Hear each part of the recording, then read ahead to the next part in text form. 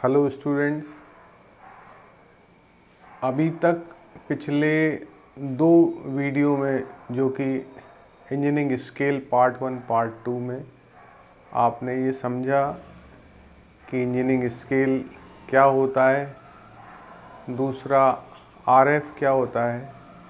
आज हम समझेंगे कि आरएफ को प्रॉब्लम में कितने तरीके से दिया जाता है।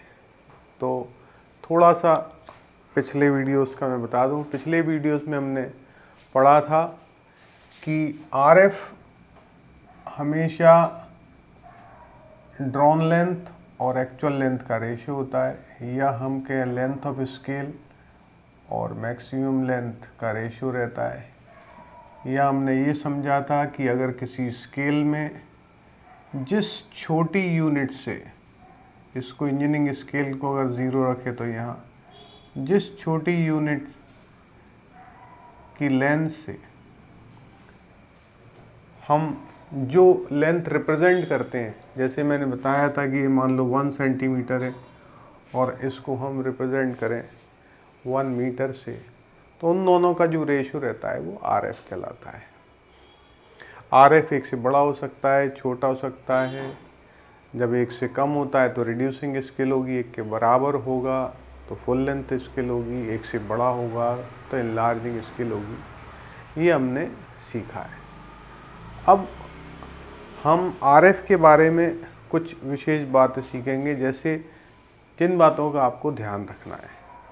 पहली बात, आरएफ कभी भी यूनिट नहीं रहेगी। RF is unitless quantity.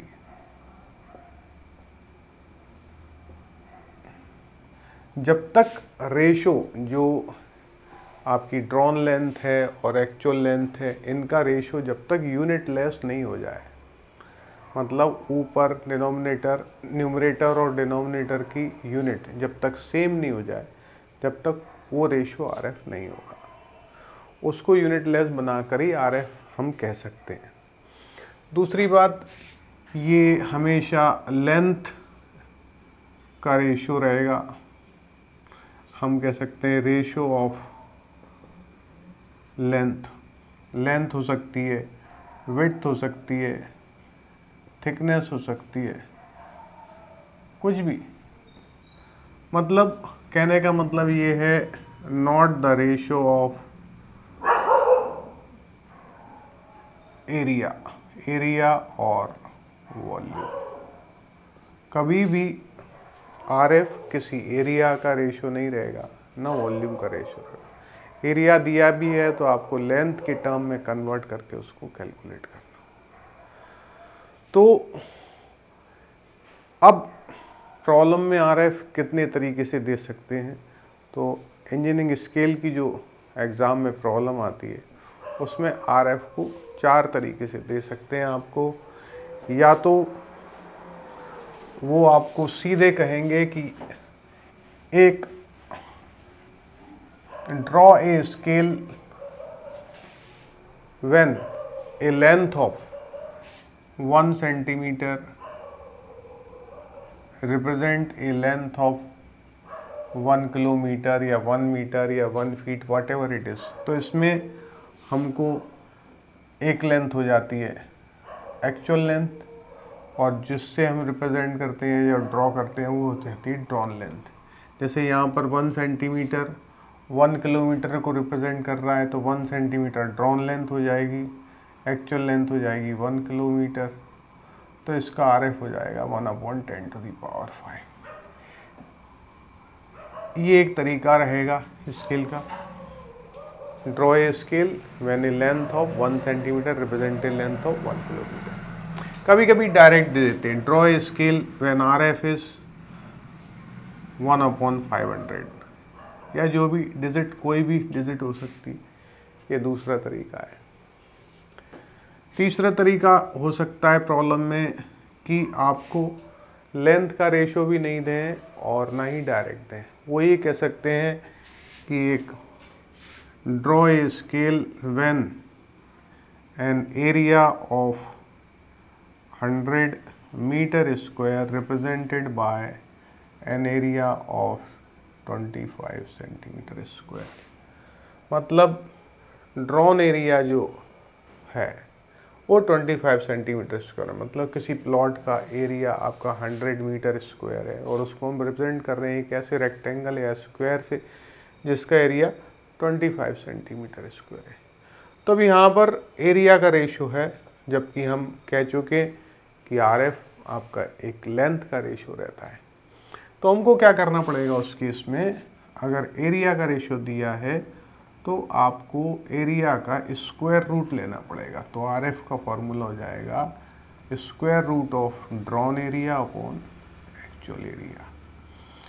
तो यहाँ पर जैसे इसमें दिया है ड्रॉन एरिया आपका 25 सेंटीमीटर स्क्वायर है, एक्चुअल एरिया 100 मीटर स्क्वायर है, तो इसका स्क्वायर रूट ले सकते हैं। तो ये 5 सेंटीमीटर अपॉन 10 मीटर आ जाएगा। अगर यूनिट हमने कन्वर्ट किया तो 10 इंटू 100 सेंटीमीटर।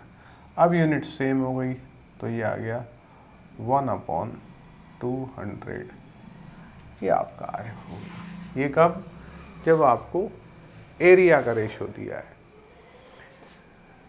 इसके अलावा फोर्थ टाइप से जो दे सकते हैं दैट इज वॉल्यूम को रिप्रेजेंट कर सकते हैं। ऐसा कह सकते हैं a volume of 1000 metre cube represented by a volume of 27 centimetre cube, ऐसा भी हो सकता है। तो क्या होगा उस केस में, आपको सपोज एक वॉल्यूम है किसी क्यूब का, जैसे आपने क्यूब या क्यूबॉइड जो भी आप बनाओगे हो सकता है, एक इसका एक्चुअल वॉल्यूम है 1000 मीटर क्यूब, इसको रिप्रेजेंट कर रहे हैं हम 27 सेंटीमीटर क्यूब से। फिर याद दिला दूं, आरएफ रेशो है केवल लेंथ का, एरिया का नहीं है, वॉल्यूम का नहीं है। तो यहाँ पर वॉल्यूम का दिया है तो यहाँ पर आरएफ निकालते समय आपको करना पड़ेगा cubic root of drawn volume upon actual volume. तो क्यूबिक रूट आप ले रहे हैं, ड्रॉन वॉल्यूम हो जाएगा 27 सेंटीमीटर क्यूब, एक्चुअल वॉल्यूम हो जाएगा 1000 मीटर क्यूब। क्यूबिक रूट लेंगे तो 3 सेंटीमीटर आएगा अपॉन 10 मीटर। यूनिट को चेंज करेंगे तो 10 इंटू 100 सेंटीमीटर, तो आ जाएगा 3/1000। ये आपका आरएफ हो गया। तो आरएफ को हम 4 तरीके से हमें मिल सकता है इंजीनियरिंग प्रॉब्लम में। एक डायरेक्ट रेशो दे सकते हैं 1/500, या कह सकते हैं ये लेंथ इतने को शो कर रही है, दूसरा तरीका। ये कह सकते हैं ये एरिया, एक एरिया इतने एरिया को रिप्रेजेंट करता है, या एक गिवन क्यूबॉइड का वॉल्यूम किसी एक नंबर से रिप्रेजेंट हो सकता है। तो ये हुए आरएफ के तरीके जो कि इंजीनियरिंग प्रॉब्लम में आपको मिल सकते हैं।